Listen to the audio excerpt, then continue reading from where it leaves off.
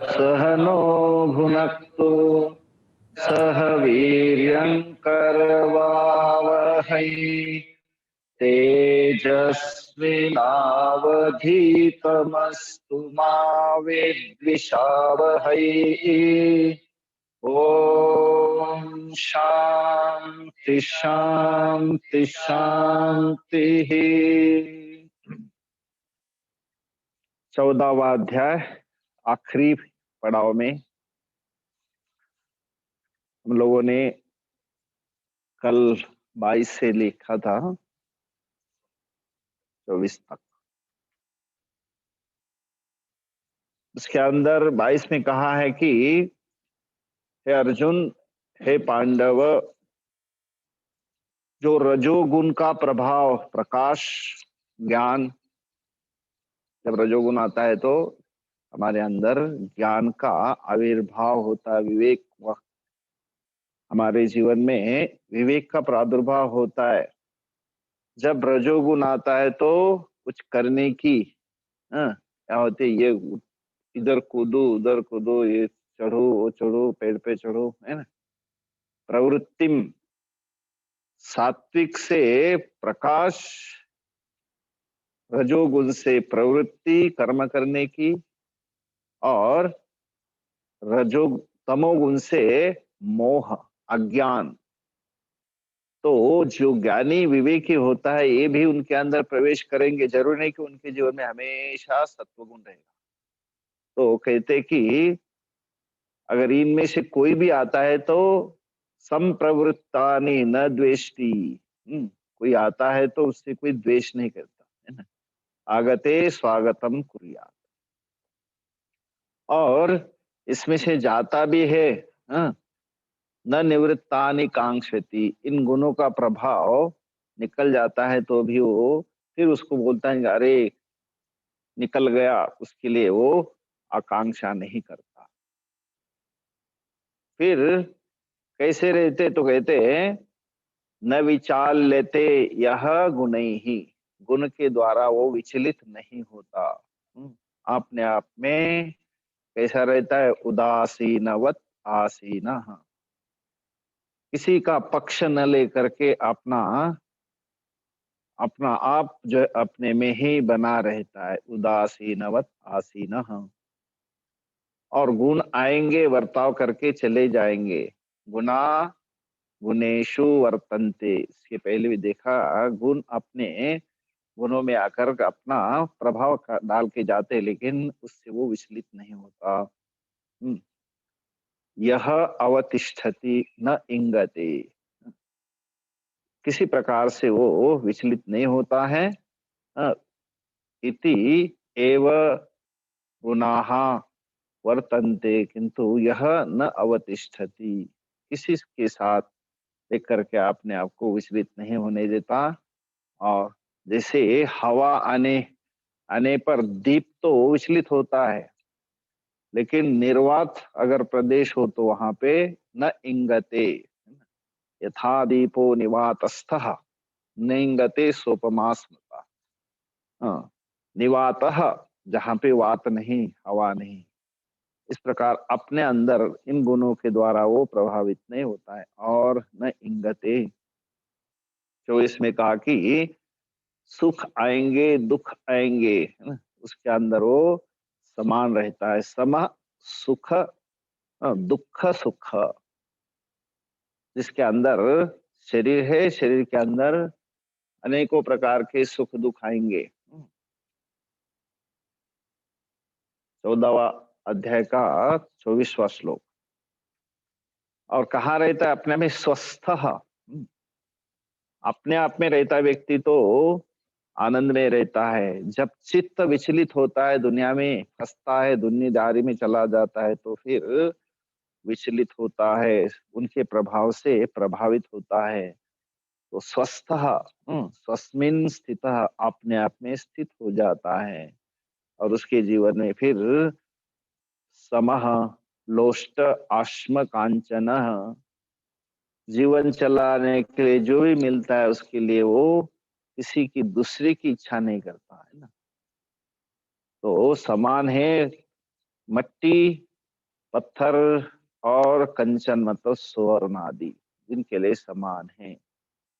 तुल्य प्रिया प्रिय, प्रिय प्राप्त होने पर कोई मिलता है तो भी अच्छा है, अप्रिय कोई दूसरा मिलता है प्रिय नहीं होने पर भी उसको उसके साथ भी वो तुल्य समान ही है।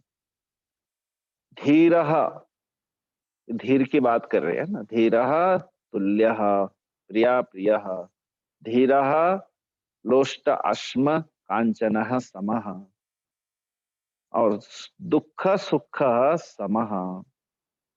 तो इस प्रकार से धीर तुल्य समान रहता है कहाँ? निंदा आत्म संस्तुति। कोई शरीर की निंदा करता है तब ठीक है, करने दो, शरीर तो निंदनीय है। हाँ, शरीर जो है वंदनीय नहीं निंदनीय है, उसको तो विकारी है, तो उसका तो कोई कहेगा अरे ये ऐसा है वैसा है, तो ठीक है उसको कहना दो। इसलिए कहते उससे वो प्रभावित नहीं होता। तुल्य निंदा आत्म संस्तुति ही। कहते गांव में क्या हुआ, गांव में बोलते कैसे कान लेके सुनते। एक गांव में एक महात्मा जी रहे थे, आस गांव के पास में उनकी अपनी कुटिया होती थी वहां पे। तो एक दिन भक्त लोग बढ़िया भोजन लेकर के उनके पास पहुंचे। तो महात्मा जी ने अच्छी तरह से भोजन किया। और बोले क्या बढ़िया भोजन था। तो बोले क्या था आज विशेष भाई? तो बोले महाराज जी आज किसी का श्राद्ध था। तो बोले गांव में कोई आदमी मर गया था उसका श्राद्ध है। अच्छा, इतना बढ़िया भोजन यार, ऐसा भोजन रोज मिले। तो रोज भोजन मिले मतलब रोज एक आदमी मरे। तो सच में कुछ दिन जो है लोग मरने लगे है ना, और महात्मा जी को भोजन जाने लगा। फिर कुछ दिनों के बाद लोगों ने पंचायत ली, अरे ये क्या हो गया, महात्मा जी को हमने बोला और उनके शब्द तो सही निकले। तो फिर वो कुछ दिन के बाद में किसी घर में बच्चा का जन्म हुआ। जन्म होने के बाद फिर उस उत्साह में लोगों ने क्या हुआ, बढ़िया भोजन बना करके उनके पास चले गए। फिर उस दिन भी महात्मा जी ने भोजन किया, बोले यार क्या बढ़िया भोजन है, ऐसा भोजन रोज मिले तो कितना आनंद आ जाएगा। तो बोले आज क्या था भाई?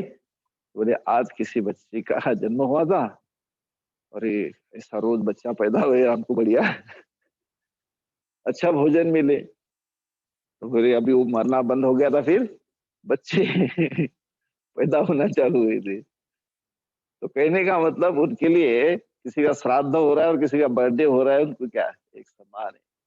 इसलिए उनके अंदर कोई भी विचित्रता नहीं है, समानता है ना। तुल्य प्रिय अप्रिय, तुल्य निंदा आत्म संस्तुति ही, उनको कोई भी उसे फर्क नहीं पड़ता।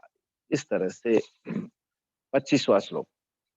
मानापमानयोस्तुल्य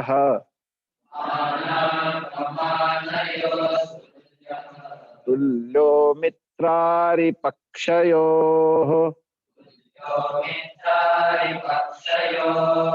सर्वारंभ परित्यागी गुणातीत स उच्यते। फिर उनकी उस विवेकी ज्ञानी की स्तुति हो रही है, उनके लक्षण बताए जा रहे हैं, जैसे अर्जुन ने पूछा था। तो उनके लक्षण क्या है और वो गुणातीतत्व कैसे प्राप्त किया जा सकता है, उसकी ही यह व्याख्या हो रही है। कहते वो व्यक्ति कौन? गुणातीत स्व उच्यते, उसको गुणातीत कहा जाता है, गुणों से पर।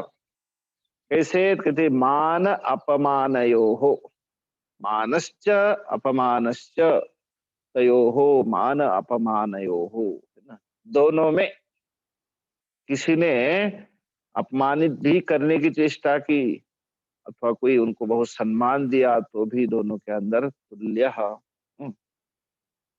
समः निर्विकारः, और तुल्य आरि मित्र आरि पक्षयो हो। मित्र होता है तो स्वाभाविक रूप से अच्छा लगता है, लेकिन ये जो है विवेकी होता है, भले ही वो अपने आप को प्रेम से मिलेगा, लेकिन जो अंदर तो सामान्य व्यक्ति को होता है, अरे बहुत आनंद आया, बहुत अच्छा लगा। फिर कुछ समय के बाद में झगड़ा भी करने लगेंगे। तो मित्र आरी, आरी मतलब शत्रु। तो शत्रु के साथ भी, मित्र के साथ भी, दोनों पक्ष के पास जिनके अंदर कोई भी उथल पुथल नहीं है, मित्र आरी पक्षयो तुल्य, तुल्य मतलब समान, हमेशा के लिए। स्व अभिप्रायेन तथा पराभिप्रायेन मित्र अरिपक्षयो हो, हमेशा उनके अंदर किसी प्रकार की विचलितता नहीं है।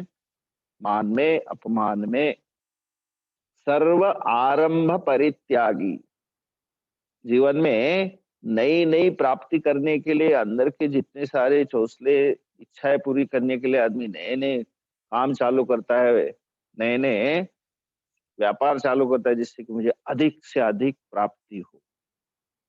तो कहते ये व्यक्ति कहता है कि सर्व आरंभ परित्यागी, आरंभ किया जाता है नए कर्मों का, और वो कर्म इसलिए कि मुझे अधिक से क्या चाहिए, फल चाहिए, दृष्ट फल अदृष्ट फल, है ना, मुझे कई चीजें मिलती रहे। इस प्रकार से मुझे अनेकों अनेक फलों की प्राप्ति हो, मतलब मेरी इच्छा है कि मैं तृप्ति कर सकूं। तो कहते इस व्यक्ति को वो नहीं रहता, इसलिए वो क्या करता है, सर्व आरंभ परित्यागी। नए नए प्रोजेक्ट किस क्यों चालू होते हैं, इसके लिए कि कोई नई और चीजें हमको, मटेरियल हमको और प्राप्त हो, अधिक हमको जो इतना सारा जो उपभोग करने का जो वैभव है वो मुझे प्राप्त हो।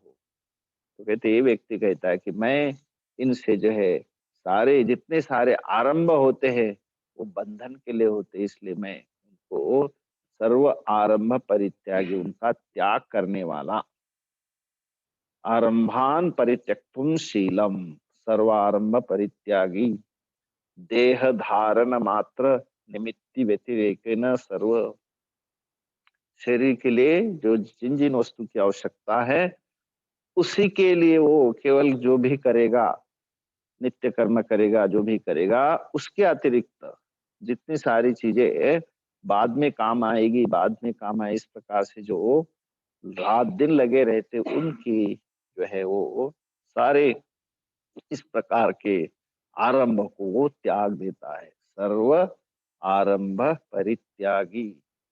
और ऐसा व्यक्ति कहा जाता है गुणातीतः, सह उच्यते।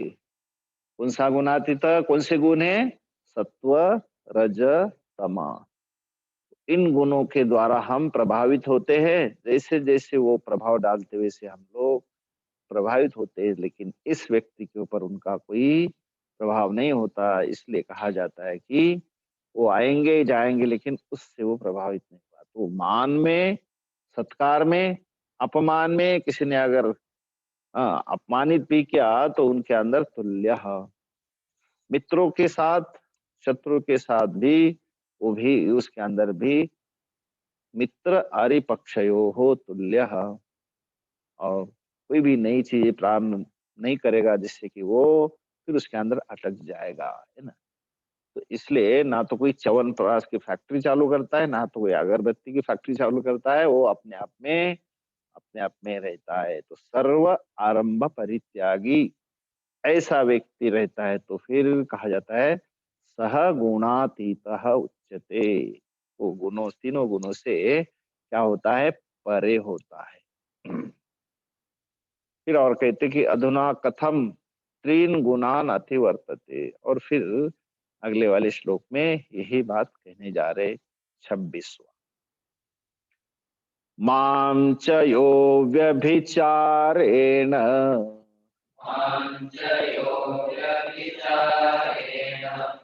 भक्ति योगेन सेवते सगुणान् समेतीतैतान्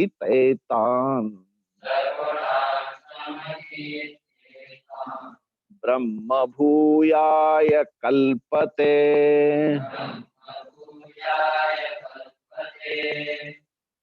मां च यह अव्यभिचारेण भक्ति योगेन सेवते, सह गुणान समति इति। एतान ब्रह्म भूयाय कल्पते। गुणान समतीति एतान ब्रह्म भूयाय कल्पते। तो भगवान खुद ही कह रहे कि माम ईश्वरम नारायणम, मैं जो ईश्वर हूं, सब जगह व्यापक हूं, तो ऐसा नारायण सर्वभूत हृदय आश्रितम, मैं जो है सभी के अंदर हृदय में विराजमान हूं। यह ऐसा व्यक्ति कोई यति है, कर्मी है, कर्म करने कर्मयोगी है, क्या करता है? सेवते, सेवन करता है मतलब मेरी सेवा करता है, भक्ति करता है।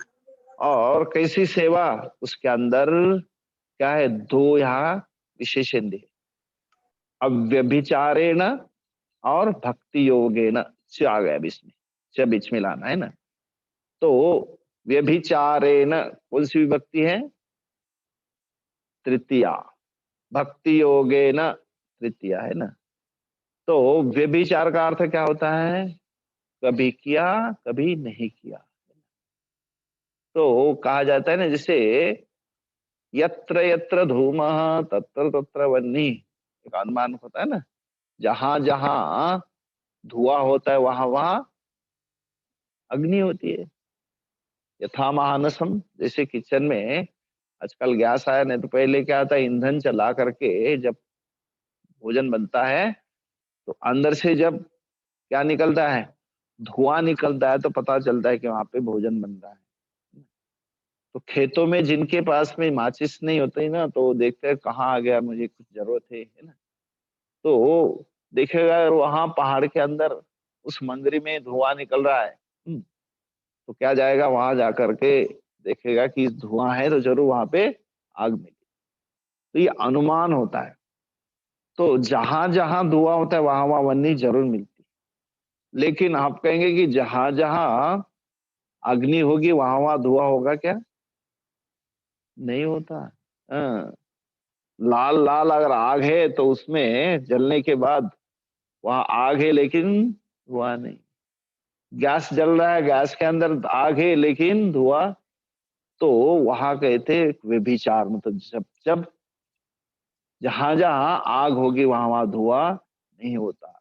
तो वो जिसके जीवन में व्यभिचार, मतलब यहाँ कहते नित्य है, अव्यभिचारेण नियमित रूप से भगवान की सेवा होती है, श्रवण मनन आदि जो साधन होते हैं, ईश्वर सेवनम। तो जहां बिल्कुल निरंतरता होती है उसको अव्यभिचारेण कहा जाता है ना। उसकी साधना बिल्कुल निरंतर मेरे लिए है ना। और भक्ति योगे ने, और अंदर उसके अंदर भजनम, भक्ति ही, श्रवण मनन निधिध्यासन द्वारा, तो उसके अंदर ओतपोत भरा हुआ उसका अंतकरण उस भक्ति के साथ, तो भक्ति योगे न और अव्यभिचारे न सेवते, कहा यह किसको? माम, मुझको। तो भगवान कह रहे कि निरंतर और भक्ति के साथ मेरी सेवा करता है, सेवनम। और ऐसा व्यक्ति सह एतान गुणान समति, समतित्य, एतान गुणान, इन सारे गुणों को क्या करता है? अतिक्रामति, उनसे जो है वो पर होता है, अतिक्रमण करके। फिर क्या होता है? यहां से इन गुणों से पर होता है तो किसके लिए योग्य बनता है? तो कहते ब्रह्म भूयाय, ब्रह्म भवनम, भवनम भूयः ब्रह्म भूयाय, ब्रह्म भवनाय, मतलब अपने आप को मुक्त हो जाता है, मोक्ष को प्राप्त कर। मोक्ष कौन सा पुरुषार्थ है? चौथा पुरुषार्थ है। कितने पुरुषार्थ है? चार। कौन से? धर्म, अर्थ, काम और मोक्ष।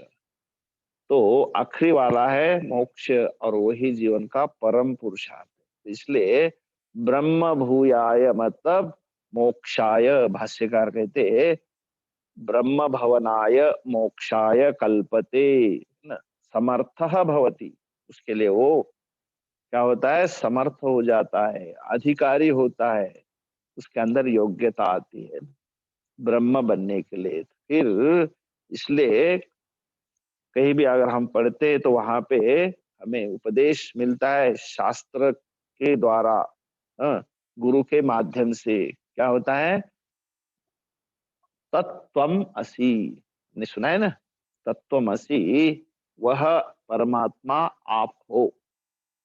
और जब वो अपने आप में श्रवण मनन आदि के द्वारा, अभ्यास के द्वारा, साधना साधना के द्वारा अपने आप में क्या होता है, अपना आप अनुभव करता है, तब वो क्या बन जाता है, फिर कहता है अहम ब्रह्मास्मि, मैं शरीरधारी भले हूं लेकिन अंदर जो है मैं आत्मा हूं। तो वो मोक्ष प्राप्त कर लेता है, मतलब अपने आप को इन सारे बंधनों से मुक्त का अनुभव करता है, मुक्त हो जाता है। तो इसलिए श्रवण मनन आदि के द्वारा अपने आप को वो ब्रह्म भूयाय कल्पते। यहाँ पहले कहा ऐसा गुणातीत गुणान सह समति क्रामति, कब, भक्ति योगेन अव्यभिचारेण सेवते, निरंतरता जिसके अंदर है ऐसा व्यक्ति निरंतर भक्ति करता हुआ, सेवा करता हुआ, गुणान, इन इन तीनों गुणों से क्या होता है, पर हो करके ब्रह्म भुवनाय कल्पते। ब्रह्म भुवनाय मतलब खुद को जो है उसका अधिकारी बना करके फिर वो मुक्त हो जाता है। आखिरी वाला, ब्रह्मणो हि प्रतिष्ठाहम् अमृतस्याव्ययस्य च शाश्वतस्य च धर्मस्य सुखस्यैकान्तिकस्य च।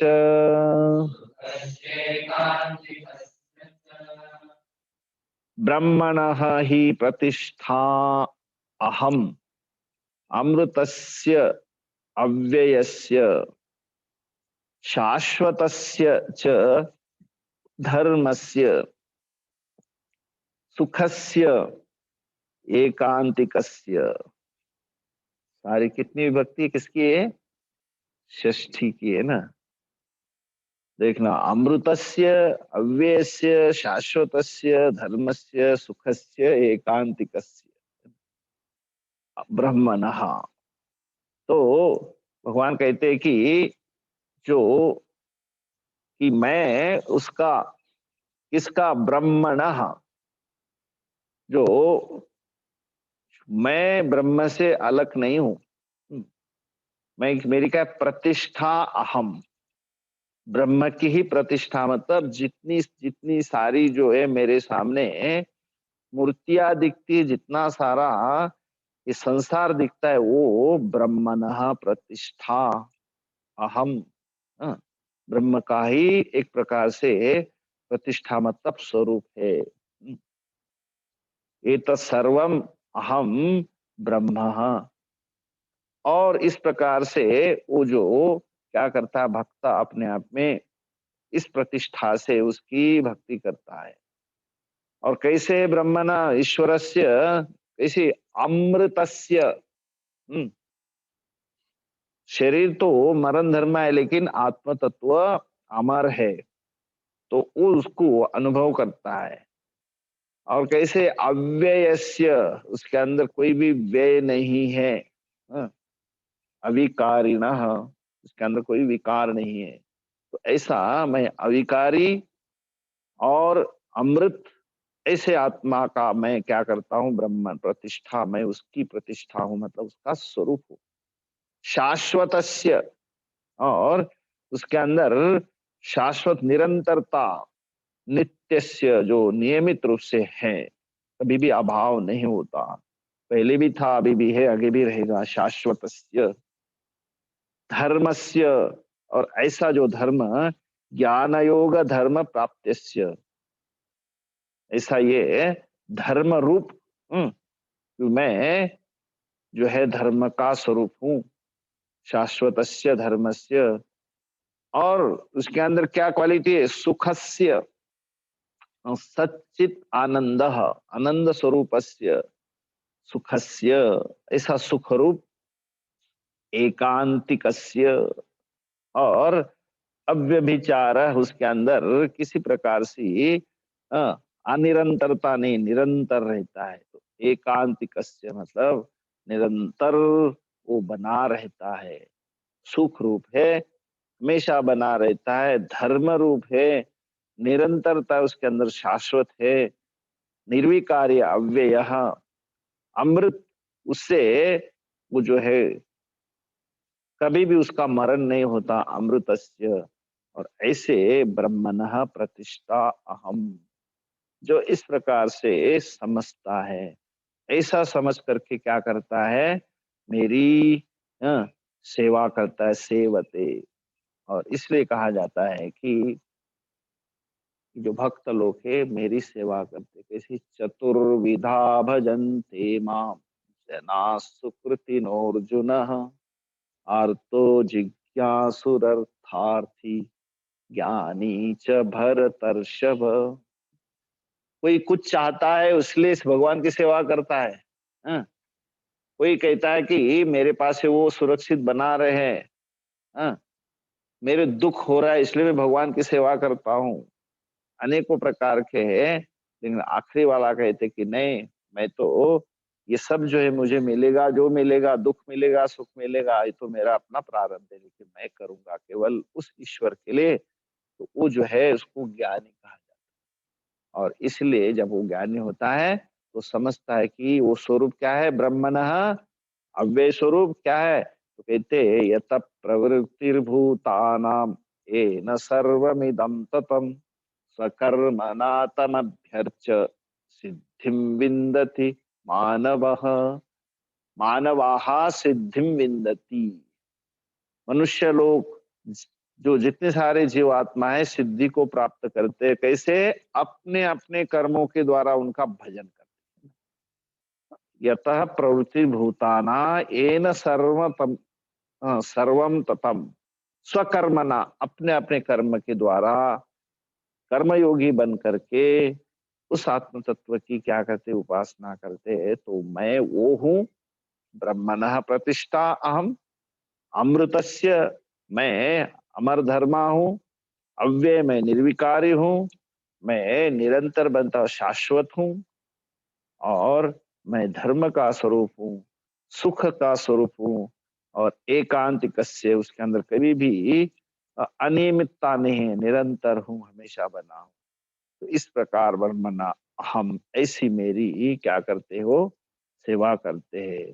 तो ऐसे ही समझ करके जो सेवा करने वाले हैं, तो मैं उसको जो है इस प्रकार से, जो गुणातीत थे उस प्रकार से वो मुझे समझता है। ठीक। तो इस प्रकार से ये जो है 14वां अध्याय, ओम तत्सत इति श्रीमद् भगवद गीतासु। ओम तत्सत, ओम में कितने अक्षर है? 3 है। अ उ म, अ और उ बनकर ओ बन जाता है, और अम है उसे मिल जाता है तो कहते हैं अम, है ना? तो अकार, उकार और मकार। अकार का अर्थ है सृष्टि, उकार का अर्थ होता है स्थिति, और मकार का अर्थ होता है लय। तो सर्ग, स्थिति, लय। और उसी को दूसरी भाषा में कहेंगे तो जो भूत, वर्तमान, भविष्य तीनों कालों में रहता है ना, तो ऐसा ओंकार। और उसी को और कहेंगे कि मेरे साथ हमेशा रहता है। कब कब? मैं जब अभी हूं, जाग रहा हूं ना, या सो रहा हूं? कोई सो तो नहीं रहा है ना, तो इसलिए मैं जागता हुआ भी ईश्वर है, मतलब जागृत अवस्था में भी है, सुषुप्ति मतलब स्वप्न में भी है, हाँ, और सो रहा हूँ सुषुप्ति में भी है, तो तीनों कालों में रहता है, निरंतर रहता है, तो वो होता है ओम। तो इसलिए कहा जाता है सृष्टि स्थिति लय तीनों में भी रहता है, ऐसा ओमकार। और वही सत्य है, ओम तत् सत, वह जो है सत्य है। ऐसा ज्ञान किसमें है? भगवद गीतासु उपनिषत्सु, जो उपनिषदों में है वही भगवद गीता में बताया हुआ है। और वह जो विद्या है कौन सी? ब्रह्म विद्यायाम, फेमिनाइन जेंडर है ना, तो ब्रह्म विद्या में, और वही योग शास्त्रे है ना, और वही शास्त्र जो हमको जोड़ता है ना, जीव ईश्वर के साथ जोड़ करके हमको विवेक देता है इन जोड़ने का, वो शास्त्र। ऐसे योग शास्त्र में भगवान कृष्ण और अर्जुन के द्वारा क्या हुआ था? संवाद, है ना, दोनों का संवाद हुआ था, इसलिए श्री कृष्ण अर्जुन संवादे। और क्या नाम है इस अध्याय के विषय का? गुणत्रय विभाग योग नाम। तीन गुणों का जिसमें विभाग हुआ है। सत्व गुण आता है तो मेरे अंदर क्या प्रवृत्ति होती है, और रजोगुण आता है तो मैं किस प्रकार के कर्म करने लगता हूँ, और तमोगुण आता है तो मेरे ऊपर कैसा प्रभाव डालता है। ये तीनों गुणों का जिसके अंदर विभाजन करके दिखाया, उसका नाम है गुणत्रय विभाग योगो नाम। चलो 25 से 7 में बोलते हैं। हम्म। मानापमानयोस्तुल्यः तुल्यो मित्रारिपक्षयोः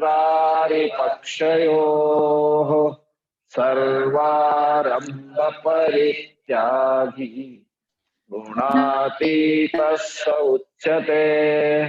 मां यो व्यभिचारेण भक्ति योगेन सेवते गुणान् समतीतैतान् ब्रह्म भूयाय कल्पते।